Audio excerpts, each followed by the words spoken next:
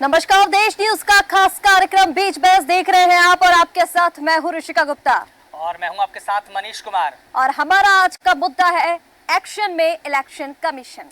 बिल्कुल, क्योंकि ऋषिका इस बात का अंदाजा इसी से लगाया जा सकता है कि इस लोकसभा चुनाव में किस प्रकार से धनबल का उपयोग किया जा रहा है, क्योंकि इलेक्शन कमीशन ने अपने 75 साल के लोकतांत्रिक इतिहास में अब तक की सबसे बड़ी कार्रवाई की है। इलेक्शन कमीशन ने अलग अलग राज्यों से, अलग अलग स्टेटों से 4658 करोड़ रुपए अवैध रूप से जब्त किए हैं। इनमें अवैध शराब भी जब्त की गई है, कैश भी बरामद किया गया है, ड्रग्स भी बरामद किया गया है और कुछ हद तक गोल्ड भी यानी कि सोना भी बरामद किया गया है। इस बात से ऋषिका अंदाजा लगा सकते हैं कि लोकसभा चुनाव 2024 में वोटरों को लुभाने के लिए पार्टियां या प्रत्याशी किस हद तक धनबल का उपयोग कर रहे हैं। बिल्कुल मनीष जी, जिस तरह से आपने बताया, क्योंकि इस बार लोकसभा 2024 का चुनाव 7 चरणों में होने जा रहा है और पहले चरण की वोटिंग से पहले ही यानी 19 अप्रैल के पहले यहां पर इलेक्शन कमीशन ने काले धन का ब्यौरा जारी कर दिया है। 4 करोड़ से ऊपर का धन, ड्रग्स, नशीले पदार्थ, अवैध सामग्री, ये सब जब्त किया गया है। वही अब इसी मुद्दे पर आज चर्चा करेंगे कि आखिर पिछले 2019 के चुनाव में इस बार का जो काला धन निकला है, जो जब्त किया गया धन है, वो आगे और कितना बढ़ेगा और ये रकम बढ़ी कैसे, इसी मुद्दे पर चर्चा करेंगे। हमारे साथ खास मेहमान जुड़ चुके हैं। हमारे साथ आदित्य नारायण उपाध्याय, राजनीतिक विश्लेषक जुड़ चुके हैं। सर, आपका बहुत स्वागत है। श्याम मोहन श्रीवास्तव जी हमारे साथ जुड़ चुके हैं, राजनीतिक विश्लेषक। सर, आपका भी बहुत स्वागत है। सैफ मलिक, राजनीतिक विश्लेषक, हमारे साथ मौजूद है। सर, आपका भी बहुत स्वागत है। आजू श्रीवास्तव, राजनीतिक विश्लेषक, हमारे साथ जुड़ चुके हैं। सर, आपका भी बहुत स्वागत है। दामोदर रजावत जी, राजनीतिक विश्लेषक, हमारे साथ जुड़ चुके हैं। सर, आपका भी बहुत स्वागत है। और इसी के साथ अर्चना शर्मा, राजनीतिक विश्लेषक, हमारे साथ मौजूद है। मैम, आपका भी बहुत स्वागत है। और सभी मेहमानों का एक बार और मैं स्वागत करना चाहूंगा। आदित्य नारायण उपाध्याय सर, मैं आपसे शुरुआत करना चाहूंगा, चूंकि पहले फेज की वोटिंग 19 अप्रैल को होनी है। पहले ही चरण के चुनाव में 4658 करोड़ की जब्ती इलेक्शन कमीशन के द्वारा। अभी तो 6 चरण बाकी है और ये जो कार्रवाई की गई है 44 दिनों में, यानी कि 1 मार्च से लेकर 13 अप्रैल तक ये कार्रवाई की गई है। अलग अलग राज्यों से 4658 करोड़ रुपए जब्त किए हैं। आप इसे कैसे देखेंगे, इस बड़ी कार्रवाई को?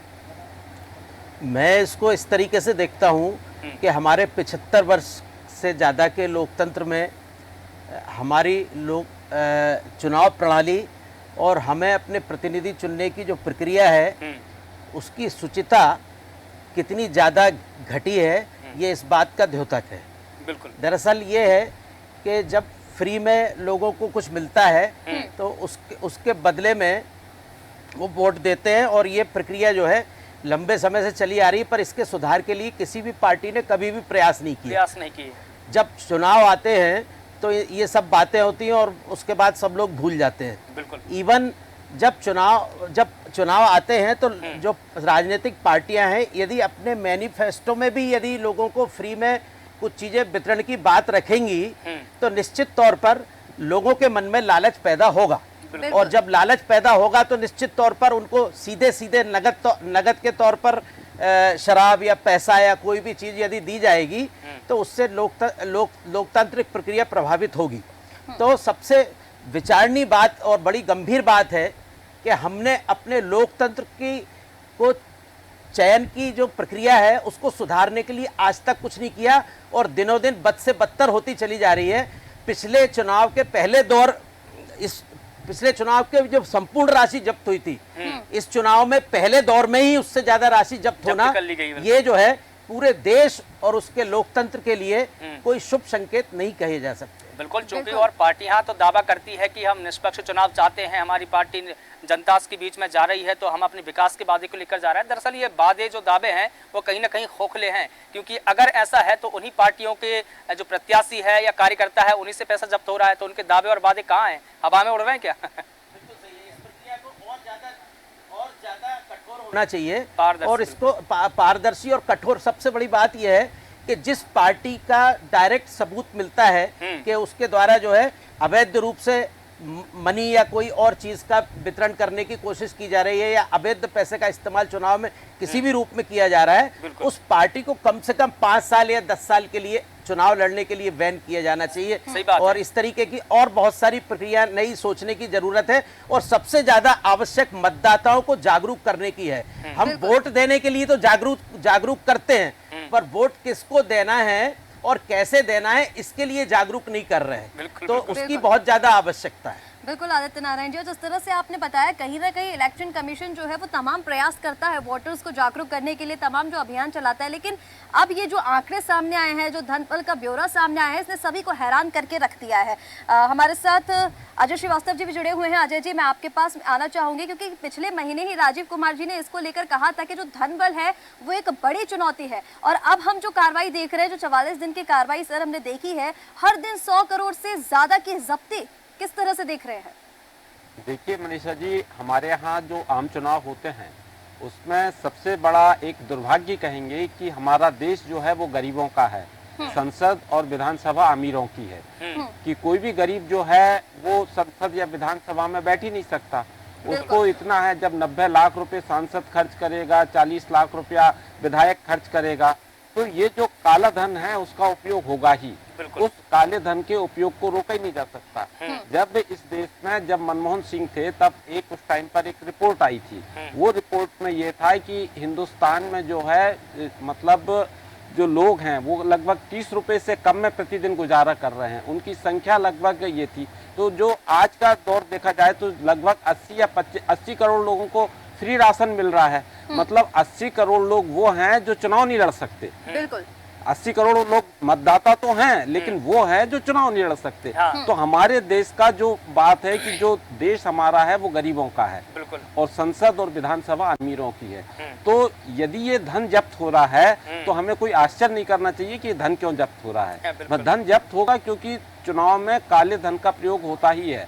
और जो इलेक्टोरल बॉन्ड की जो बात आई थी उसके ऊपर हमारे सुप्रीम कोर्ट का डंडा चल गया कि इसमें आप ये बताइए, अरे जब वो राशि जो थी उसको गुप्त रखने का था कि नाम गुप्त रखे जाएंगे, किसी के नाम उजागर नहीं किए जाएंगे, लेकिन वो काला धन नहीं था, वो उजागर धन था कि वो उसका इनकम टैक्स भी देते, उसका जीएसटी भी देते, सब देते, लेकिन नहीं आप उनके नाम बताइए। तो जो एक पहले प्रक्रिया बन गई थी तो आपने उस प्रक्रिया को डिस्टर्ब किया। यदि वो और कोई तरीका हो तो वो कोर्ट को बताना चाहिए कि भाई ये तरीका है, आप इसके माध्यम से आप चुनाव में धन लीजिए कि जो सारे प्रत्याशी हैं वो उनके लिए इलेक्शन कमीशन रुपया देगा और आप उस कमीशन से लड़िए। लेकिन ऐसी कोई व्यवस्था नहीं है, ना ही तो संविधान बनाने वालों ने, ना ही चुनाव आयोग ने आज तक कोई ऐसी व्यवस्था की है कि जिसमें जो गरीब है वो संसद के दरवाजे तक पहुंच सके। वो केवल मतदाता है, वो केवल एक यूज एंड थ्रो है कि उनका समय आया, उन्होंने किया और अलग कर दिया। तो सबसे पहली बात यह है कि यदि जब्त हो रहा है तो वो चिंता का विषय है, और जब्त हो रहा है तो वो किन लोगों का हो रहा है और कहाँ से हुआ है और कौन उसके संबद्धता है, कहाँ से वो रुपया आया, कौन लोग लगा रहे थे। और जो कई ऐसे कारोबारी हैं जो किसी भी प्रकार का टैक्स नहीं देते और उनके बड़े बड़े कारोबार चलते हैं, और कौन आदमी जीएसटी दे रहा है, कौन आदमी कितना अपना इनकम टैक्स जमा कर रहा है, उसकी कितनी प्रॉपर्टी है, वैध है अवैध है, ये सारी चीज़ों का रहना चाहिए। और यही प्रकार से जो चुनाव आयोग जब चुनाव लड़ता है, चुनाव आयोग जब प्रत्याशियों से विवरण मांगता है तो सिर्फ एक खाना पूर्ति हो गई है, वो उसमें कोई ईमानदारी का वो समावेश नहीं है। उन्होंने अपना आपराधिक विवरण दे दिया, उन्होंने अपने परिवार की संपत्ति दे दी, लेकिन वो परिवार की संपत्ति कैसे बढ़ गई, बाद में वो परिवार की संपत्ति कई गुना कैसे हो गई। तो ये कोई भी आयोग किसी को दंडित करने का कोई प्रावधान नहीं है। इसके कारण मैं ये कहूँगा कि हमारा देश जो गरीबों का है, गरीबों के लिए भी संसद में एक रिजर्वेशन होना चाहिए कि आपका ये रिजर्वेशन है, आप इतनी सीटों से लड़ सकते हैं। बिल्कुल कहीं ना कहीं आपने उन तमाम अधिकारियों को सर यहाँ पर सवालों के कटघरे में खड़ा कर दिया है जो इस चीज़ों के लिए रिस्पॉन्सिबल थे। यानी जो निर्वाचन आयोग की तरफ से जितने भी यहाँ पर तमाम अभियान चलाए जा रहे थे, कहीं ना कहीं वो ठीक तरीके से नहीं हुए, क्योंकि जिस तरह से आदित्य नारायण जी ने यहाँ पर बताया था कि मतदाताओं को लालच दिया जाता है। अब ये योजनाओं का लालच अलग, फिर उसके बाद इस तरह की पैसे बांटना, शराब बांटना, ये लालच अलग। तो कहीं ना कहीं निष्पक्षता को लेकर जो बात की जा रही थी, राजनीतिक दल में निष्पक्ष चुनाव होना तो सर मुश्किल ही है फिर इस तरह से। बिल्कुल देखिए जी बोलिए जी। देखिए ऐसा होता है कि जब हमारे देश में जो सबसे बड़ी आबादी है वो हिस्सा यदि संसद या विधानसभा में अपनी आवाज़ उठाने में असमर्थ है तो संसद का होना एक औपचारिकता ही रहेगा। जो हमारा मतदान है उसमें निश्चित तौर पे गरीबों के लिए एक जगह और स्थान जरूर बनाना पड़ेगा। बिल्कुल बिल्कुल ठीक है। और हमारे साथ में श्याम मोहन श्रीवास्तव जी भी है। सर, जैसा कि अजय श्रीवास्तव सर ने बताया कि हमारा देश गरीबों का देश है। संसद और विधानसभा में जो लोग चुनकर जाते हैं वो किस तबके के लोग हैं जिनके पास से पैसा पकड़ाया जा रहा है, उनको आइडेंटिफाई किया जाना चाहिए। जैसा कि आदित्य नारायण उपाध्याय सर ने भी कहा कि उन पॉलिटिकल पार्टीज़ के जो लोग हैं या पॉलिटिकल पार्टीज़ हैं उनको भी सस्पेंड किया जाना चाहिए। लेकिन सवाल ये है कि जिनका पेशा ही सांसद और विधायक बन जाना हो, क्या वो इस प्रक्रिया को पारदर्शी बनने देंगे? सबसे पहले तो मैं जो प्रशासन तंत्र है उसको इस बात की बधाई देना चाहता हूं। अब तक के इतिहास में सबसे बड़ा जो धन पकड़ा गया, जिसके बारे में अभी यह आशंका जाहिर की जा रही है कि ये जाकर कहीं ना कहीं इसका दुरुपयोग होगा, होता ही वो तो बिल्कुल, वो तो इसलिए इसके लिए मैं उस तंत्र को बधाई देना चाहता हूं जिसने पूरी निर्भीकता से और पूरी मुस्तैदी से ये काम किया है। पहले कहीं ना कहीं लोगों के मन में ये डर रहता था हम कार्रवाई करेंगे तो कहीं से कोई रोकने वाला ना आ जाए, कोई बड़ा व्यक्ति हमसे चिढ़ ना जाए। आज देश का प्रधान कहता है कि मैं सोऊंगा न सोने दूंगा, मैं ना खाऊंगा न खाने दूंगा। इससे ये समझ लेना चाहिए जो लोग ये कहते हैं कि खोखली बातें करते हैं, उनको ये बात समझ लेना चाहिए खोखली बातें नहीं है। चाहे आबकारी नीति का मामला हो, चाहे 4G 5G SG का मामला हो, चाहे आदर्श घोटाले का मामला ए से लेकर जेड तक हमने जो अल्फाबेट तय किया था उनके घोटालों का मामला हो, कोई बच नहीं पाएगा। अभी 2 दिन पहले भी प्रधानमंत्री जी ने ये कहा था कि भ्रष्टाचार करने वाले लोग ये समझ ले कि कोई बच नहीं पाएगा, उसका शासन से रास्ता अदालत से होता हुआ जाता है। कानून में जाएं, कानून में जाकर अपनी दलील दे।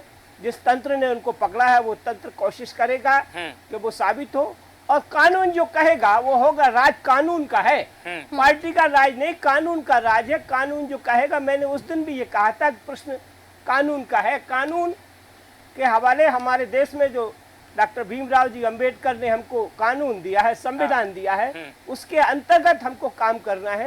यही सरकार की विश्वसनीयता है। ठीक बात है। लेकिन डॉक्टर बाबा साहब अंबेडकर के संविधान को लोग मान कहाँ रहे हैं? उनके संविधान को तो ताक पर रख दिया गया है। एक तरफ हम अनुशासन की बात करते हैं, तो ये जो विश्वास का संकट है, विश्वास का संकट है, यह जो विश्वास का संकट है, हमने उस दिन भी इस बात पर चर्चा की थी। विश्वसनीयता समाप्त हुई है। जब धीरे धीरे लोगों का काम सामने आएगा, जब 46,558 करोड़ के घोटाले सामने आएंगे, जब बड़े बड़े आबकारी नीति में बड़े बड़े लोग अंदर जाएंगे, जब लोग भूमि के घोटाले में, चाहे नेशनल हेराल्ड के घोटाले में, चाहे कोई कितना ही बड़ा आदमी हो, वो अंदर जाते हुए दिखाई देगा, जमानत पर घूमते हुए दिखाई देगा।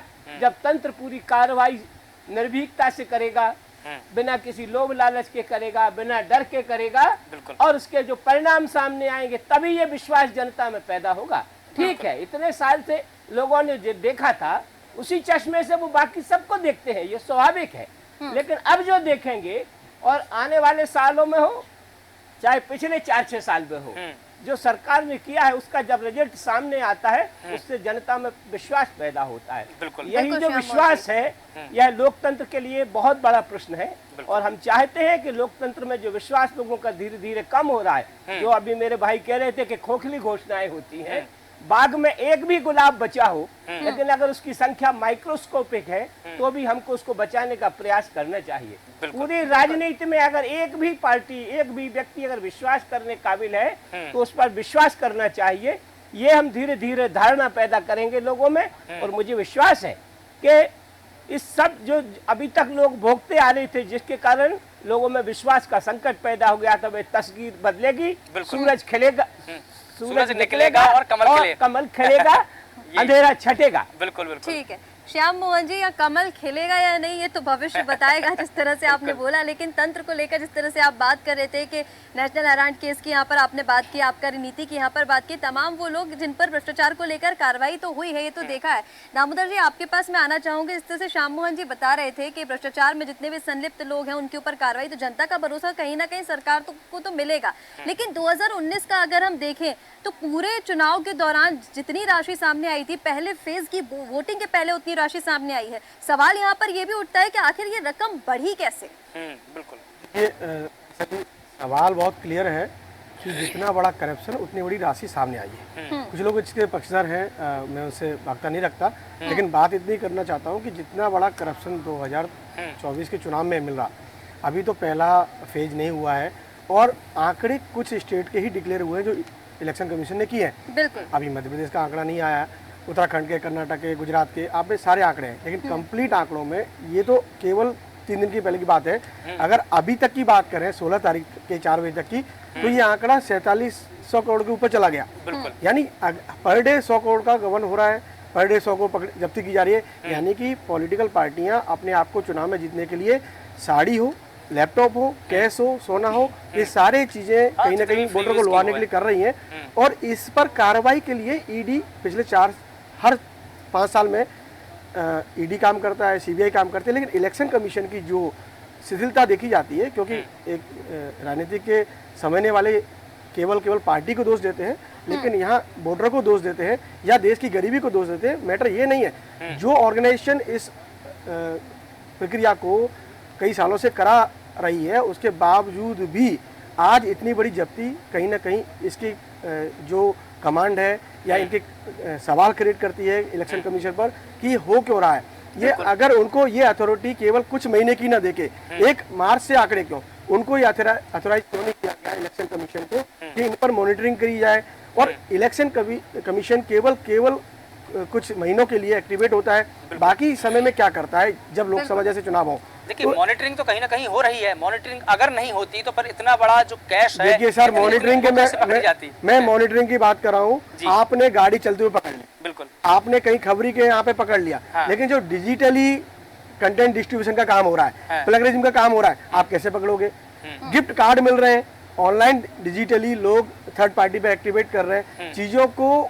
ऐसी एप्लीकेशंस हैं, आप किसी युग की बात कर रहे हो, जो रोड पे पकड़ा जा रहा है वो पकड़ा नहीं जा रहा है। यानी ये आंकड़ा जो आपको 4700 करोड़ के दिखाए जा रहे हैं, वो आंकड़े तकरीबन 1 करोड़ 4700 करोड़ के होने चाहिए जो रियलिटी है, और जिससे 4 गुना हमें कम बताया जा रहा है। यानी दामोदर जी, जो इलेक्शन कमीशन है वो लोकसभा चुनाव आते ही सक्रिय हो गया है, बाकी टाइम में क्या कर रहा था, यही आपका सवाल है? नहीं, सवाल ये भी है कि जो जी पकड़ी जा रही है वो केवल उन जगह पकड़ी जा रही है जहाँ पर इनका ट्रेडिशन। तो हम पहले पकड़ा, प्रशासन ने इसकी उनको बधाई देना चाहिए, पहले तो पकड़े ही नहीं जाते थे, मेरा बड़े लोग घूम रहे थे। पॉलिटिकल पार्टियां अपना काम कर रही हैं, उनका काम है वोटर को लुभाना, लेकिन यहाँ पर इलेक्शन कमीशन को मैं इसलिए बात कर रहा हूँ क्योंकि वो अपने ट्रेडिशनल डरे पे चल रही है। उनको तकनीक बदलनी पड़ेगी, जितना बड़ा चोर होगा और इंस्पेक्टर को भी उतनी मजबूती से अपने आप को सातिर बनाना पड़ेगा, टेक्निकली मजबूत बनना पड़ेगा, धरातल पर अपनी कुछ टीम तैयार करनी पड़ेगी, एक्शन रैपिड एक्शन फोर्स तैयार करनी पड़ेगी, जो इलेक्शन कमीशन को अथॉरिटी मिल जाए। ऑलरेडी कुछ अथॉरिटी होती है उस समय कार्यकांड में,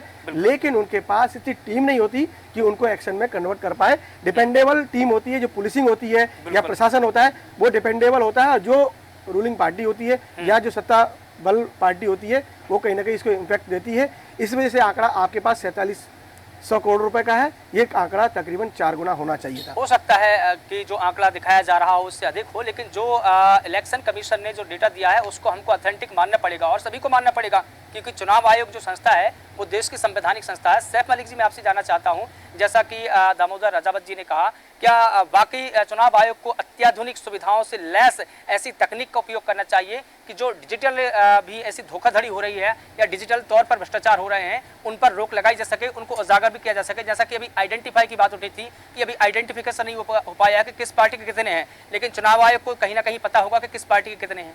और साथ ही सैफ मलिक सर, यहाँ पर ये भी जानना चाहेंगे, जिस तरह से अभी सर ने पूछा कि ऑथेंटिसिटी को लेकर इलेक्शन कमीशन, क्योंकि संवैधानिक संस्था तो है और जो ब्यौरा उसने जारी किया है वो आंकड़े मानना तो पड़ेंगे, लेकिन क्या जिस तरह से अभी दामोदर जी ने कहा कि लोकसभा चुनाव के समय पर ही सिर्फ ये इलेक्शन कमीशन सक्रिय होता है, इस बात से कितनी सहमति रखते हैं?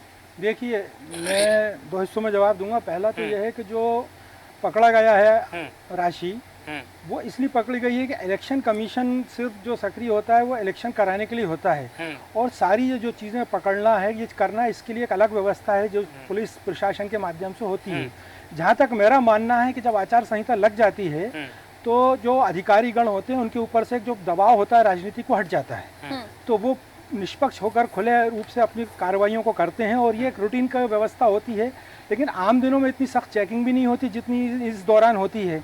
और जहाँ तक सवाल ड्रग्स है, गोल्ड है, तो ये तो रोज़ इधर से उधर चीज़ें होती हैं, लेकिन चूंकि प्रशासनिक व्यवस्था कस जाती है इसलिए ये चीज़ें आ रही हैं। दूसरी बात क्या है कि इस दौर में इस वक्त समय जो है किसी नेता की कोई अधिकारी सुनता नहीं है, तो वो चीज़ों का जो रिकवरी हो रही है इसलिए हो रही है। आम समय में क्या होता है, कानून व्यवस्था जिनके हाथ में होती है उनके ऊपर इतना दबाव होता है राजनीतिक कि मान लीजिए किसी को पकड़ भी लिया तो किसी का फ़ोन आ गया और उसको लीपापोती करके छोड़ना पड़ा। तो मेरा मानना है कि ये जो है ये प्रशासनिक व्यवस्था में कसावट हमें हमेशा के लिए लाना पड़ेगा और जो इसके जिम्मेदार लोग हैं उनको फ्री छोड़ना पड़ेगा, उनके ऊपर राजनीतिक दबाव नहीं होना चाहिए। क्योंकि चुनाव आयोग तो अभी दबाव मुक्त है और चुनाव आयोग ही क्यों, जितनी भी संस्था है सभी दबाव मुक्त है। आचार संहिता लगने के बाद सारे अधिकारी फ्री हैंड हो जाते हैं, किसी की दबाव में नहीं रहते। दूसरी एक चीज मैं कहना चाहूंगा, अभी हमारे साथी श्याम मोहन जी ने जो कहा उससे मैं बिल्कुल सहमत नहीं हूँ। वो कह रहे थे साहब मोदी जी कहते हैं कि मैं खाऊंगा और नहीं खाने दूंगा। 8,000 करोड़ रुपए का इलेक्ट्रल बॉन्ड आया, वो पैसा कहाँ से आया, कहाँ गया, क्या हुआ, उसका कोई हिसाब नहीं दे रही बीजेपी। एक बात। दूसरी बात ये है कि इंडियन एक्सप्रेस में एक रिपोर्ट छपी थी कि 25 ऐसे भ्रष्ट नेता, उसमें से यहाँ पर हमारे लाल परेड मैदान पर भी मोदी जी भाषण देके गए थे प्रफुल्ल पटेल जी के लिए। और कुछ दिनों बाद जब ये भ्रष्टाचारी जिनके ऊपर इतने सारे केस दर्ज हैं भ्रष्टाचार के, वो उन पर जब कार्रवाई होने का डर होता है और वो शामिल हो जाते हैं भाजपा में, तो 25 में से 23 नेताओं को क्लीन शीट दे दी। तो एक मिनट में बात पूरी कर लूं अपनी मैडम। नहीं, तो लेकिन हमारा मुद्दा ये है कि हमने देखिए पीएम मोदी ने किसके ऊपर भाषण दिया, कौन किस पार्टी में शामिल हुआ, हमारा मुद्दा ये नहीं है। इलेक्टोरल बॉन्ड पर हम अलग से चर्चा करेंगे, इस पर हमारी 2 बार चर्चा हो चुकी है। बात वो नहीं है, बात नहीं कर रहा हूँ कि श्याम मोहन जी यहाँ खड़े होकर एक भाजपा प्रवक्ता की तरह बात कर रहे हैं। उन्होंने अपने विचार व्यक्त किए हैं, उन्होंने ये नहीं कहा कि बीजेपी का पक्ष रखा है। उन्होंने लास्ट में बोला कमल खिलेगा। भाई आप बताइए, एक पत्रकारों की डिबेट में किसी पार्टी का पक्ष रखा जाना चाहिए? नहीं, मैं इससे सहमत नहीं भाई, मैं सहमत नहीं हूँ। एक पत्रकारों की डिबेट में किसी पॉलिटिकल पार्टी का पक्ष रखा जाना गलत है। आप निष्पक्ष अपनी राय रखिए, आप ना आप किसी नेता की तारीफ करें न किसी के सिंबल की बात करें, आप जो वर्तमान परिस्थितियां उनकी बात करें। इतना बड़ा इलेक्ट्रल बॉन्ड है, इस पर कोई बात नहीं करता। जिस तरह से ये पूरी कार्रवाई इलेक्शन कमीशन के हम अभी देख रहे हैं मैम, 5 राज्य ऐसे बताए जा रहे हैं जहां से कैश तो ठीक ही है, कैश बरामद हुआ, लेकिन 2019 के मुकाबले जो नशीले पदार्थ हैं या फिर जो अवैध सामग्री है वो भी जब्त की गई है। जिस तरह से अभी सैफ मलिक जी बता रहे थे कि प्रशासन को जो कसावट अभी आचार संहिता के समय पर लागू की जा रही है, वो हर समय इसी तरह की अगर कसावट रखी जाए तो इस तरीके का जो रकम बढ़ी है कहीं ना कहीं जिम्मेदार उसके लिए प्रशासन ही है, क्योंकि जो कार्रवाई अभी हो रही है अगर वो पहले से हो रही होती तो ये रकम में जो बढ़ोतरी हुई है वो नहीं हुई होती। मैम देखिए, जो इलेक्शन कमीशन का डेटा आया है वो अभी चुनाव के टाइम पकड़ा हुआ है। वैसे तो सतत प्रक्रिया में रोज कोई ना कोई जो है पकड़े जाते हैं, सब होता है, लेकिन इसमें ये बात सही है क्योंकि जैसे आबकारी विभाग के सहयोग से मादक पदार्थ जब्त किए जाते हैं, तो गुजरात में सबसे ज़्यादा भाई रोक लगी हुई है कि आपको शराब बिक्री पे रोक है, सब है, लेकिन सबसे ज़्यादा वहाँ पे मिला है। तो सबसे पहले में यही है कि 1952 के बाद हम आज देखें कि 1952 का जो पाक साफ इलेक्शन हुआ था, उसके बाद उसके बाद धीरे धीरे धीरे धीरे जो लोकतंत्र की जड़ों में भ्रष्टाचार समाता चला गया है। तो आज सिर्फ चुनाव होता है मसल्स और मनी पावर पे, बाहुबल और धनबल जो होगा उसी को मतलब आम योजनाएं हो गई, हम रेबड़ियां कहते हैं, कुछ कहते हैं, वो नहीं, ये मेन हो गया है। तो चूंकि इलेक्शन कमीशन ने बहुत अच्छा काम किया है कि भाई एक 2019 के एवज में अब आज एक बहुत बड़ा आंकड़ा आया है, तो कहीं ना कहीं एक सुचिता तो आई है कि इलेक्शन कमीशन काम कर रहा है। अब चूंकि इलेक्शन कमीशन के भी हाथ बंधे होते हैं, एक कम समय मिलता है, चुनाव के समय में कम टाइम मिलता है, तो वर्तमान में जैसे आबकारी विभाग है, फॉरेस्ट विभाग है, राज्य पुलिस है, इन लोगों को अपनी क्रियाशीलता बरकरार रखनी चाहिए और समय रहते इन लोगों को जो है कि ये नहीं कि भाई हमारे ऊपर, जैसे सभी लोगों ने बोला किसी ने कि भाई उस समय राजनेता फोन करते, ये करते, अपनी ड्यूटी ऑनेस्टली करें तो ये जो भ्रष्टाचार है धीरे धीरे अंकुश होगा और ये रेशियो धीरे धीरे कम होगा।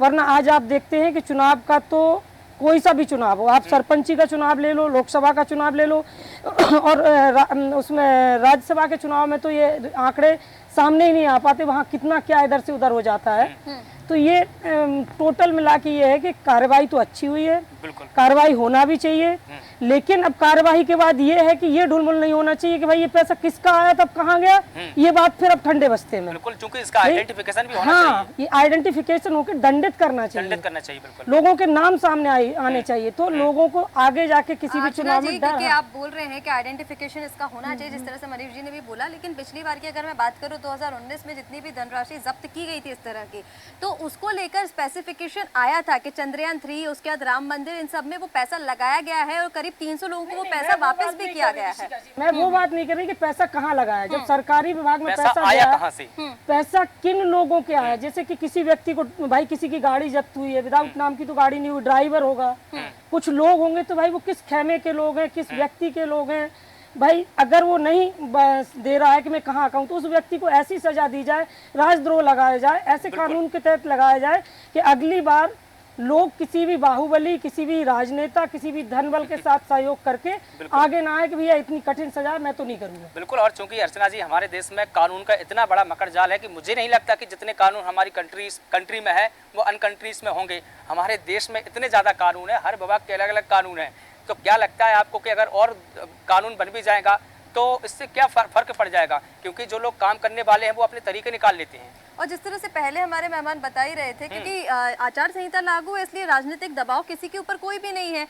अगर आचार संहिता लागू नहीं होती तो राजनीतिक दबाव तो होता ही है। जिस तरह से पहले सैफ मलिक जी ने भी बोला कि कहीं से किसी का फोन आ गया, तो इस बात से कहीं ना कहीं इसको इंटरकनेक्ट कर सकते हैं कि राजनीतिक दबाव नहीं है, इसलिए ये आंकड़े सामने आ रहे हैं। फिर कैसे ऐसे में कार्रवाई, कड़ी कार्रवाई होगी उन लोगों पर? नहीं मैडम, ऐसा नहीं होता है कि राजनीतिक दबाव होता। राजनीतिक दबाव तो अभी भी होता है, क्योंकि भाई जो कैंडिडेट खड़े हुए हैं, हार भी जाए तो भी वो अपना वर्चस्व रखते हैं अपने क्षेत्र में, क्योंकि क्षेत्र की राजनीतियां बहुत अलग होती हैं। तो ऐसे में मैं नहीं मानती कि किसी भी अधिकारी पे दबाव चुनाव के समय में नहीं रहता, चुनाव के पहले रहता है, वो इक्वल रहते हैं। लेकिन चूंकि निर्वाचन आयोग जो होता है वो एक ऐसी संस्था मिल जाती है कि भाई उस संस्था के साथ सबको मिलकर काम करना है, तो आंकड़े देना ही है, ये रहता है। और मैं आपको बता रही हूँ कि भाई क्या पुलिस, क्या आबकारी विभाग या फॉरेस्ट विभाग या जितनी भी ये अपना एजेंसियां अभी सक्रिय हैं, क्या वो काम नहीं करती? क्या 5 साल करती है? केसेस भी आते हैं, लेकिन वो केसेस अलग अलग, आबकारी का अलग आ गया, फॉरेस्ट विभाग का अलग आ गया, राज्य सरकारों का आ गया। क्यों हम और आप जर्नलिस्ट हैं, हम लोग खबरें छापते हैं कि आज यहाँ पे गाड़ी पकड़ी गई, आज यहाँ पे सोना पकड़ा गया।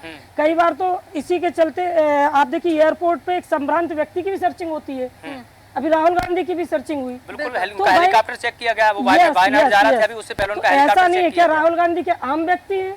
क्या उनका दबाव किसी अधिकारी पे उनका दबाव भविष्य में नहीं रहेगा क्या? बिल्कुल। ये सब चीजें नेगेटिव है। बस कुल मिला के ये है कि वर्तमान समय में जो आंकड़ा आया वो वास्तविकता में स्वीकार योग्य है, सराहनीय है और कार्रवाई होना चाहिए। लेकिन इस कार्रवाई को सतत होकर दंडित होने की प्रक्रिया तक जाना चाहिए। 2019 का पैसा तो कहाँ लगा, वो ठीक बात है, देश का पैसा था, देश में गया, कहीं नहीं। आपकी जेब से मेरी जेब में आया, मेरी जेब से कहीं देश का पैसा घूम रहा, ठीक बात है। लेकिन इन बाहुबलियों पे पैसा कैसे आया? जब टिकट डिक्लेयर होता है तब भी बहुत खबरें आती कि साहब 2 करोड़ में बिके, 4 करोड़ में बिके।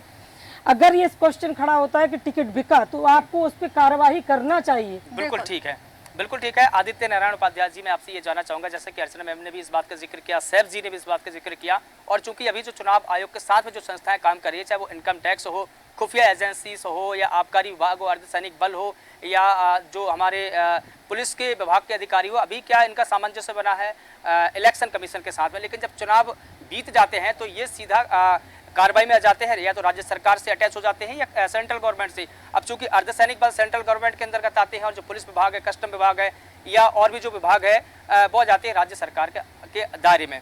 अभी जो कार्रवाई हो रही है वो सीधा इलेक्शन कमीशन के द्वारा, कमांड एंड कंट्रोल के द्वारा हो रही है। लेकिन चुनाव बीत जाएंगे तो क्या ये कार्रवाई राज्य सरकार के द्वारा संभव है? जैसा कि सैफ जी ने कहा कि अभी राजनीतिक दबाव नहीं है, लेकिन इसके बाद राजनीतिक दबाव होंगे, और वाकई सही है, कभी फलाने जी का फोन आ गया, कभी ढिकाने जी का फोन आ गया। ऐसे में कैसे काम करेंगी हमारी संस्थाएं? इनका सवाल जो था बिल्कुल वाजिब था। मैं इस बात से सहमत नहीं हूं कि राजनीतिक दबाव नहीं है। राजनीतिक दबाव हमेशा बना रहता है। निर्वाचन आयोग के जितने कर्मचारी पूरे देश में हैं और जितने लोग निर्वाचन की प्रक्रिया में काम कर रहे हैं, वो उसका 1% भी नहीं है। बिल्कुल ले दे के निर्वाचन आयोग को जो है प्रदेश सरकारों के कर्मचारियों को ही अडॉप्ट करना पड़ता है, और वही करते हैं। और लोकसभा चुनाव है तो लोकसभा चुनाव निपटने के बाद यही कर्मचारी दोबारा से उसी प्रदेश की सरकार के अंडर में काम करेंगे। इसलिए दबाव हमेशा बना रहता है और बना रहेगा। यहाँ तक कि ऐसे भी आरोप लगाए गए हैं कि किसी कलेक्टर ने किसी कैंडिडेट को कम मार्जिन से जिता दिया या हरा दिया, ऐसे आरोप लगाए गए हैं अनेक बार। ये सब लोग जानते हैं। तो इसको दबाव नहीं कहेंगे तो क्या कहेंगे?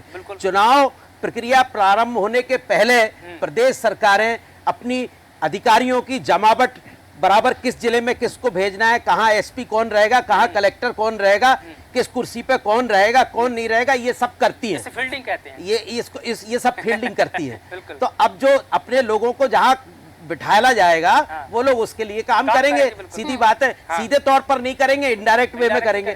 तो ये दबाव तो चूंकि दबाव की प्रक्रिया नियमित जारी है और रहेगी, ऊपर से नहीं दिखता है। जहां तक मेरा ये आप इसका कहें कि ये इस दौरान इतने लोग पकड़े गए हैं या इतना धन पकड़ा गया है, धन पकड़ने की प्रक्रिया निरंतर जारी रहती है।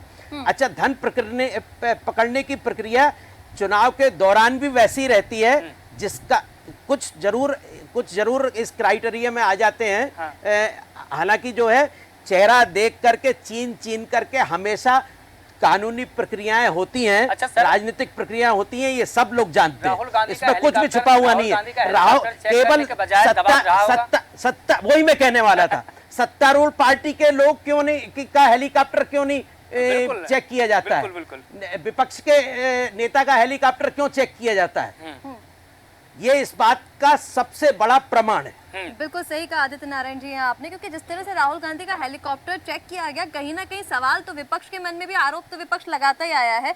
अजय श्रीवास्तव जी, आपके पास मैं आना चाहूंगी। जिस तरह से अभी राहुल गांधी के हेलीकॉप्टर चेक करने को लेकर, क्योंकि हम बात कर रहे हैं इलेक्शन कमीशन ने चेक किया, वो यात्रा के लिए जा रहे थे, और जो सत्तारूढ़ पार्टी है उनका नहीं हेलीकॉप्टर चेक किया जाता, मतलब उनकी चेकिंग नहीं होती। कहीं ना कहीं जो विपक्ष के नेता है उन्हीं पर चेकिंग हो रही है, और जो अभी राजनेताओं की मदद करने वाले 106 सरकारी अधिकारियों पर भी कार्रवाई हुई है। आइडेंटिफिकेशन को लेकर जिस तरह से हम बात कर रहे थे सर, क्या यहाँ पर उन राजनेताओं के नाम नहीं आना चाहिए जिनसे मिले हुए 106 अधिकारियों पर कार्रवाई हुई है अभी? देखिए, ऐसा है कि राहुल गांधी का यदि हेलीकॉप्टर चेक होता है तो खबर बन जाती है, और यदि बड़े भाजपा नेताओं का हेलीकॉप्टर चेक होता है तो उसकी वो कहते हैं कि सब सुरक्षा कारणों से चेक किया होगा, तो मतलब खबर नहीं बनती। और यदि राहुल गांधी का हेलीकॉप्टर भी सुरक्षा कारणों से चेक किया गया हो, जो कि उनकी जिम्मेदारी है सुरक्षा वालों की, तो ये खबर बनती कि साहब राहुल गांधी का हेलीकॉप्टर चेक हुआ। लेकिन सत्ता पक्ष के तो हजारों नेता हवा में उड़ रहे हैं, सत्ता पक्ष के तो हजारों नेता हवा में उड़ रहे हैं। नहीं, एक ही दायित्व है, सभी के हेलीकॉप्टर चेक होते हैं, ये एक रूटीन एक्सरसाइज है। और ये नहीं है कि केवल राहुल गांधी का हो रहा हो। तो क्या उनकी खबरों को दबा दिया जाता है? जब दूसरे सत्ता पक्ष के लोगों के हेलीकॉप्टर चेक होते हैं तो क्या उनकी खबरों को दबा दिया जाता है? नहीं, राहुल गांधी को हाईलाइट किया जाता है? नहीं, खबर नहीं बनती है वो। मतलब आदमी जो है, कुत्ता आदमी को काट खाए तो वो खबर मतलब नहीं बनती, लेकिन आदमी कुत्ता को काट खाए तो खबर बनती है। यदि विपक्ष के नेता का helicopter security point of view से यदि चेक कर लिया तो वो खबर बन गई। और यदि उनका हो रहा है प्रधानमंत्री का, और ये होता है प्रधानमंत्री की तो इतनी कड़ी होती है कि 10-10 बार उसकी सुरक्षा होती है पूरे वहाँ पे, मतलब मेटल डिटेक्टर का नाम दिया जाता है। यहाँ पर राजनीतिक दबाव तो है अजय श्रीवास्तव जी? नहीं, राजनीतिक दबाव नहीं। देखिए क्या होता है कि एक जो काम कर रहे होते हैं वो भी एक प्रेशर में काम करते हैं, उन्हें अपनी नौकरी करनी होती है, उन्हें अपने दायित्वों का निर्वहन करना होता है। तो उस निर्वहन के लिए यदि वो अपने कर्तव्य पूरे कर रहे हैं तो उसका अर्थ ये नहीं है कि उन्होंने राहुल गांधी को विपक्ष का नेता मान के किया। एक टेंडेंसी बन गई है, एक मतलब एक तरह से मनोविज्ञान ये असर हो गया है कि साहब ये विपक्ष क्या कर रहा है। अरे भाई, यदि राहुल गांधी को है तो वो तो उन्होंने तो पूरे भारत की यात्रा की है, 4,500 किलोमीटर चले हैं, पैदल भी चले हैं, गाड़ियों से भी चले हैं, तो उनका तब क्यों नहीं हुआ चेक? तब भी हुआ होगा चेक, तब भी उनके लिए बाकायदा वो दिया होगा, जो प्रोटोकॉल है उसके अनुसार होता है। तो हर व्यक्ति का एक प्रोटोकॉल है, उसमें हमें ये नहीं देखना चाहिए कि फला के साथ तो जाती हुई साहब उनको तो उन्होंने छोड़ दिया था। लेकिन अजय जी, यहाँ पर आइडेंटिफिकेशन को लेकर भी एक सवाल मैंने आपसे पूछा था। जिन राजनेताओं के 106 सरकारी अधिकारी मदद कर रहे थे उन पर भी कार्रवाई हुई है, लेकिन राजनेताओं के नाम सामने नहीं आए कि किन राजनेताओं के किस पार्टी के वो राजनेता थे जिनकी मदद सरकारी अधिकारी कर रहे थे। हालांकि बाद में हम खबरें देखते हैं कि ट्रांसफर उनके हो जाते हैं, कार्रवाई होती है, लेकिन उनके नाम भी सामने आना चाहिए। कार्रवाई सब पर होती है, ऐसा नहीं है कि कोई कार्रवाई नहीं होती। इंदिरा गांधी का जो चुनाव रिजेक्ट हुआ था उसके पीछे यही कारण था कि वहाँ यशपाल कपूर करके एक व्यक्ति था, वो सरकारी कर्मचारी था, उसका रिजाइन एक्सेप्ट नहीं हुआ था, वो उनका चीफ इलेक्शन एजेंट था। तो जो उनका इलाहाबाद हाईकोर्ट ने जो इलेक्शन रिजेक्ट किया था उसका कारण ही ये था तो यदि है, हमको लग रहा है कि किसी अधिकारी का किया है, तो जो व्यक्ति नेता हारता है या करता है वो अदालत चला जाए, प्रूफ करते कि साहब इन्होंने इनकी मदद की थी, तो हो सकता है कि जो जीता हुआ नेता है उसका वो हो जाए। लेकिन मेहनत कोई नहीं करना चाहता, ये चाहता है कि दूसरे खबर करें, दूसरे कार्यवाही करें और हम बिल्कुल सेफ रहें। तो आप जाओ ना, जिस वो राजनारायण जी ने मेहनत की थी, उन्होंने निकाल के लाए कि यशपाल कपूर ने इस्तीफा दिया था, इस्तीफा सेंट्रल गवर्नमेंट ने स्वीकार नहीं किया, और ये व्यक्ति जो था ये इंदिरा गांधी का चीफ इलेक्शन में एजेंट था, ये प्रधानमंत्री कार्यालय में काम करता था और इंदिरा जी का इलेक्शन रिजेक्ट हो गया उस पर। बिल्कुल ठीक है। श्याम मोहन श्रीवास्तव जी, मैं आपसे जानना चाहता हूं कि जो नेताओं के लाओ लश्कर है, जो उनके शामियाने हैं, क्या इसीलिए उनको उजागर नहीं होना चाहिए कि वो अमुक पार्टी के हैं या अमुक पार्टी के हैं, इतने धनबल है, इतने बाहुबली है? क्या उन लोगों के नाम सामने नहीं आना चाहिए? जैसा कि ऋषिका ने भी ये सवाल उठाया और उन्होंने ऋषिका ने पूछा, मैं आपसे भी यही जानना चाहता हूं कि वो उन नेताओं के नाम सामने क्यों नहीं आ पा रहे हैं? यानी अगर जहाँ तक प्रश्न है चुनाव के दौरान, वो तो सब काउंटेड होता है। जो पर्यवेक्षक आते हैं इलेक्शन कमीशन के, जहाँ तक मेरी जानकारी है, बिल्कुल वो सब उसका हिसाब लगाते हैं। लेकिन और पैसे तो किसका खर्च हो रहा और है। उस पर कितना खर्च होगा, सबके रेट भी तय है। हालांकि वो रेट बहुत ऊंचे हैं, फिर भी उनसे बात करके कि भाई 5 स्टार की चाय में और भोपाल के एक फुटपाथ की चाय में फर्क होता है। लेकिन जो 5 सितारा राजनीति की चकाचौंध में जनता के पैसे लुट रहे हैं ना, उस पर तो कहीं कहीं रोक लगनी चाहिए सर। कि ये इतने सालों से जो लोग बरसों बरस से देख रहे हैं, उससे लोगों का विश्वास डिग गया। वो विश्वास का संकट है। जब सच्चाई से काम करने वाले लोग सामने आएंगे, जब वो काम करेंगे और उनके काम की छाप जनता पर जाएगी, तो धीरे धीरे ये विश्वास का महल एक बार फिर से खड़ा होगा। लेकिन हमको 75 साल विश्वास बिठाते 75 साल हो गए। जैसा कि मैम ने भी बताया, अर्चना मैम ने, कि पहला चुनाव जो था हमारा पाक साफ था, हम उसी तरह से क्या चुनाव आयोजित नहीं कर सकते? है बहुत अंधियार, सूरज को निकलना चाहिए, नौजवानों देश का मौसम बदलना चाहिए। ये ठीक है ना भाई, इतने दिन तक अंधेरा देखा है, लेकिन सूरज कभी तो निकलेगा। नहीं, जो जब निकलेगा, अटल बिहारी वाजपेयी जी ने कहा था संसद में कि अंधेरा छटेगा, सूरज निकलेगा, कमल खिलेगा, वो नहीं, वो उनकी जुमला नहीं था, वो उनका बयान था संसद का, बयान था। उन्होंने बम्बई के अधिवेशन में कहा था काल चक्र की पहिए की गति दिशा को हम अपने बाहुबल से बदल दें, ये अलग बात है। तो यही दिशा को बदलना, हम जिस तरफ दौड़ रहे थे, उस तरफ दौड़ने के बाद उस दिशा को ठीक दिशा में ले जाने के लिए हम अपने प्रयास करें। अब उसमें कितने सफल होते हैं, कितने सफल नहीं होते हैं, यह अलग बात है। अब मैं अगर यहाँ राजनीतिक प्रवक्ता की तरफ से हूँ तो भाजपा ही करूंगा, अगर राजनीतिक प्रवक्ता की तरफ नहीं हूँ तो सामान्य बात करूंगा। लेकिन सामान्य बात तो ये है कि प्रशासन तंत्र के प्रति जितना ढीला ढाला जो रवैया सामने आ रहा था, उसके कारण लोगों का विश्वास शासन और कानून के प्रति धीरे धीरे कम हो रहा था। लोकतंत्र में जिन राजनीतिक दलों पर दारोमदार होती थी, सभी दलों के प्रति विश्वास कम हो रहा था। अब अगर वो सब कुछ ठीक चलेगा और कार्रवाई ईमानदारी से के साथ करेंगे, किसी से डरेंगे नहीं, लोभ लालच में नहीं आएंगे, उसका परिणाम आज नहीं सामने आएगा। बिल्कुल ठीक है, सामने आएगा तो लोगों का विश्वास एक बार फिर बढ़ेगा।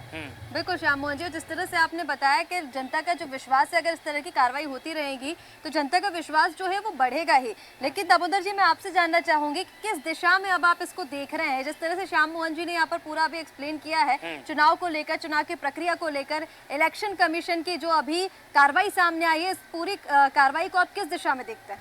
देखिए, कार्रवाई इलेक्शन कमीशन ने इस बार पिछले चुनाव की, लोकसभा चुनाव की अपेक्षा बहुत अच्छी की है। और कार्रवाई अगले जब तक 4 जून तक, जब तक रिजल्ट डिक्लेयर नहीं होता, जब तक आखिरी स्टेप नहीं होता, तब तक और कार्रवाई होने के चांसेस हैं। और लगातार देखिए, मैं आपको एक छोटा सा इसमें सवाल ये क्रिएट करता हूँ कि अगर छोटा सा कोई फाल्टर होता है तो उसके चस्पे लग जाते हैं, उसके पोस्टर लग जाते हैं। अब पूरे देश में इलेक्शन कमीशन ने 4,658 करोड़ रुपए जो आपने आंकड़े बताए, वो डिक्लेयर कर दिए, उनके चस्पे का है। सवाल एक। सवाल दूसरा ये है कि जनता, भाई साहब ने कहा कि जनता 80% गरीब है, और इसको मोदी जी भी मानते हैं, दूसरी पार्टियां भी मानती हैं। अब उनमें से कौन कैंडिडेट है जो 1 रुपए में चुनाव लड़े, 100 रुपए में, मतलब कम से कम बजट में चुनाव लड़े? ऐसे किसी अपवाद के तौर पर भी नहीं देख पाते हैं सर। कहीं अपवाद भी हो तो मैं तो सोचूंगा कि उसको पढ़ा जाए। कहीं अपवाद के तौर पर भी ये देखने को नहीं मिला है कि 1 रुपए में चुनाव जीता हो। आप अगर मैं गलत हूं तो बताइएगा। बिल्कुल, कोड ऑफ कंडक्ट तो केवल इलेक्शन कमीशन उन पर राजी करता है कि जिनकी बोलती बंद करनी हो। पत्रकारों पे कोड ऑफ कंडक्ट लग जाते हैं, राजनीतिक कार्यकर्ताओं पे code of conduct of code लग जाते हैं। आप यहाँ पर बार बार उन्हीं को दबाते हो जो कमजोर होते हैं। हमेशा सत्तारूढ़ पार्टियां चाहे किसी की भी नहीं हो, अगर मैं भी सत्ता में रहूंगा तो अगली बार मेरी यह अभिलाषा रहेगी कि मैं अगली बार पार्टी में चुनाव जीतूं। मेरी किसी भी तरह से धन बल से, अपने प्रचार प्रसार से या अन्य हथकंडे से प्रचार को करना।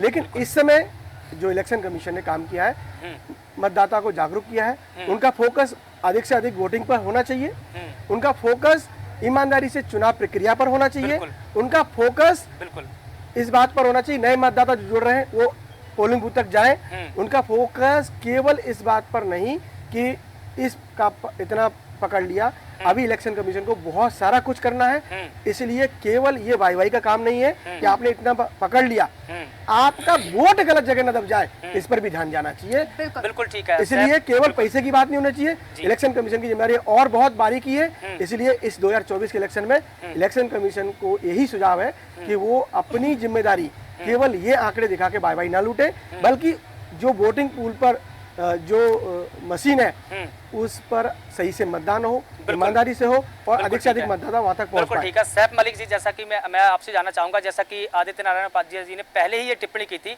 अब मैं थोड़ा सा आंकड़ा आपको बता दूं कि जो 5 राज्य सबसे ज्यादा इस तरीके के कार्रवाई में हुए हैं उसमें पंजाब है, गुजरात है, दिल्ली है, महाराष्ट्र है, इसके अलावा तमिलनाडु भी है। इन राज्यों में सबसे ज्यादा अवैध मनी पकड़ी गई है, अवैध शराब पकड़ी गई है, ड्रग्स पकड़े गए हैं, नशीले इंजेक्शंस पकड़े गए हैं और तमाम प्रकार की जो अवैध गतिविधियां हैं इन्हीं राज्यों में सबसे ज्यादा पकड़े गए हैं और जो कैश है इन्हीं राज्यों में सबसे ज्यादा पकड़े गए हैं। अब सबसे पहले जो आदित्य नारायण उपाध्याय जी ने सवाल उठाया था कि अगर यहाँ पर पकड़े गए हैं राजनीतिक पार्टियों का, अगर आपने जिक्र नहीं किया था तो क्या आपकी ये जिम्मेदारी नहीं थी कि उन पर FIR दर्ज की जाती या पार्टियों को ही सस्पेंड किया जाता? जो पार्टियों को सस्पेंड करने का जो कमेंट है आप इसे कैसे देखेंगे? देखिए, पार्टी को तो कोई इसलिए सस्पेंड नहीं कर सकता कि एक राष्ट्रीय स्तर का दल होता है। मेरा कहना यह है कि जब पैसा पकड़ा जाता है तो ये पता होना चाहिए पकड़ने वाले को कि ये किसका पैसा था और कहाँ जा रहा था। ये चीज़ सामने आने से पता चलेगा। और अगर उसमें कोई उम्मीदवार या राजनीतिक दल का पदाधिकारी स्थानीय स्तर का या प्रदेश स्तर का लिप्त पाया जाता है तो उसके खिलाफ भी कड़ी कार्रवाई की जाना चाहिए। लेकिन राष्ट्रीय दल पर इसलिए कार्रवाई नहीं हो सकती क्योंकि वो तो राष्ट्रीय स्तर पर है और निचले स्तर पर कहाँ क्या हो रहा है उसको मालूम नहीं है। लेकिन जो निचले स्तर पर लोग कर रहे हैं उन पर अगर सख्त कार्रवाई की जाएगी तो जैसे भाई साहब ने कहा था कि जब कड़ी कार्रवाई होगी तो लोग जो हैं उसको करने में डरेंगे। तो इसलिए ऐसी चीज़ों को पकड़कर वाहवाही लूटना तो अपनी जगह ठीक है, बहुत अच्छा काम किया इलेक्शन कमीशन ने। लेकिन जैसे कि और भी चीज़ों में होता है कि कुछ आंकड़े बताकर वाहवाही तो लूट ली जाती है, लेकिन उस चीज़ में आगे फिर क्या कार्रवाई हुई और कितने दोषियों को सज़ा हुई वो सब चीज़ सामने नहीं आ पाती है। तो मेरा यहाँ यही कहना है कि इलेक्शन के अभी और भी दौर बचे हैं, अभी और भी राशि पकड़ी जाएगी। तो इलेक्शन कमीशन से मेरा यही आग्रह है आपके चैनल के माध्यम से कि जो भी पकड़ा जा रहा है उसके सिरे तक पहुंचा जाए कि ये पैसा कहां से आया, ये सोना कहां से आया, ये शराब कहां से आई और किसको भेजी जा रही थी और कौन इसको बंटवाने वाला था। तो जो पकड़ा गया उस पर तो कार्रवाई की जाए और अगर वो बयान देता है किसी के विरुद्ध तो उसके विरुद्ध भी कार्रवाई की जाए। और मेरा तो यहाँ तक कहना है कि इलेक्शन कमीशन को कुछ ऐसा करना चाहिए कि उसको इलेक्शन लड़ने से उस व्यक्ति को अयोग्य घोषित करना चाहिए जो कि इस तरह का दुरुपयोग धन बल का कर रहा है। बिल्कुल सैफ मलिक जी, यहाँ पर आपने ठीक कहा कि अगर कार्रवाई जो है वो सख्त तरीके से होगी तो हो सकता है कि जो आगे जो फेज बचे हुए हैं उनमें जो धन बल की चुनौती जो इलेक्शन कमीशन के सामने एक बड़ी चुनौती है हो सकता है उसमें कमी आएगा। अर्चना जी, एक आखिरी प्रतिक्रिया मैं इस पर आप ही से लेना चाहूंगी। जिस तरह से आपने पहले भी बताया और सैफ मलिक जी ने भी अभी कहा कि निचले स्तर पर जहाँ से ये धन बल मिल रहा है, जहाँ से ये जब्तीकरण की कार्रवाई हो रही है, अगर वहाँ पर सख्ती से कार्रवाई हो और जो राजनेता इसमें संलिप्त पाए जा रहे हैं उन पर FIR भी होनी चाहिए ताकि आगे के लिए और जितना धनबल की जब्तीकरण की जो भी हम कार्रवाई देख रहे हैं वो इस पैमाने पे तो कम से कम सामने ना आए। देखिए मैम, जब तक सख्ती नहीं होगी, मैंने अभी बताया था कि 1952 के जो चुनाव हुए थे कितनी सुचिता से और एक कहना चाहिए कि पवित्र लोकतंत्र का निर्माण हुआ था, है ना। और वर्तमान समय में एकदम दूषित, कलुषित, मारकाट, अपराध, भ्रष्टाचार, मतलब जितने भी आपराधिक गतिविधियां हैं इसके पीछे लगाते जाएं तो कोई अतिशयोक्ति नहीं होगी। तो ऐसे में अगर कार्रवाई नहीं होगी और राजनीतिक पार्टियों को खुद, जैसे कि दबाव की बात आ रही, दबाव तो होता है क्योंकि सक्सेस इज मैनी फादर, जो टॉप पे होगा उसके अंडर में सब लोग होंगे, तो भाई दबाव है, सब चीज़ है, ठीक है। लेकिन ऐसे में अगर आप राजनीतिक पार्टियां खुद बोले कि अगर हमारे यहाँ से कोई भी संदिग्ध गतिविधि है आप लाइए, हम अपने उम्मीदवार को तुरंत भाई दूसरा उम्मीदवार लाएंगे, उसको 5 साल के लिए बैन कर देंगे, पार्टी से निष्कासित कर देंगे। लेकिन पार्टियां ही ऐसा बढ़ावा दे रही हो तो फिर इसमें कार्रवाई की हम कहाँ उम्मीद तो फिर हम उम्मीद ही नहीं कर सकते कि हमें कोई प्रत्याशी को तो बर्खास्त कर सकते हैं, लेकिन पार्टी को क्या होगा? देखिए मैं ये बोल रही हूँ कि जब तक मतदाता, उम्मीदवार और जो पार्टियां, राजनीतिक दल और प्रशासन, चारों लोग ये नहीं सोचेंगे कि हमारा लोकतंत्र को पाक साफ हो, बिना बाहुबल, बिना धनबल के हो, गरीबों को मौका मिलना चाहिए, जिस तरह ने बोला कि रिजर्वेशन होना चाहिए। आज मैं बोलूं कि भाई मनीष मैं चुनाव लड़ रही हूँ तो आप बोलोगे मैडम कितना दिया? सबसे पहला क्वेश्चन यही सवाल होता है कि भाई 2 करोड़ दिए, 1 करोड़ दिए, 3 करोड़। और अगर हमारे यहाँ से, हम जिन क्षेत्रों से, वहाँ से विधानसभा का टिकट डिक्लेयर होता, लोकसभा का टिकट डिक्लेयर होता, तो हम कहते हैं साला बड़ा कहीं ना कहीं धनवान व्यक्ति है, वो तो जीतेगा।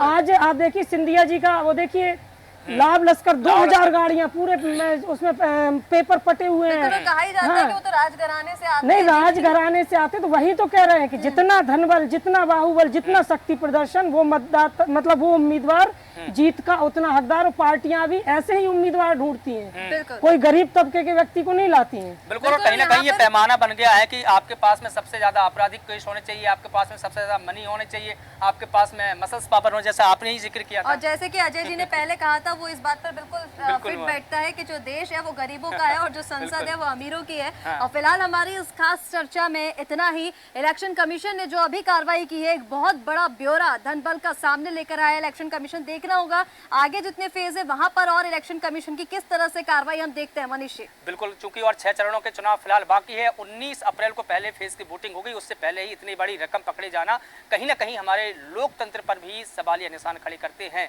तो फिलहाल हमारे इस खास कार्यक्रम में बस इतना ही। आप सभी मेहमान हमारे साथ में जुड़े, आप सभी का शुक्रिया अदा करता हूं और इसी के साथ हमें दीजिए इजाजत और आप लगातार बने रहिए और देखते रहिए देश न्यूज़। नमस्कार। नमस्कार।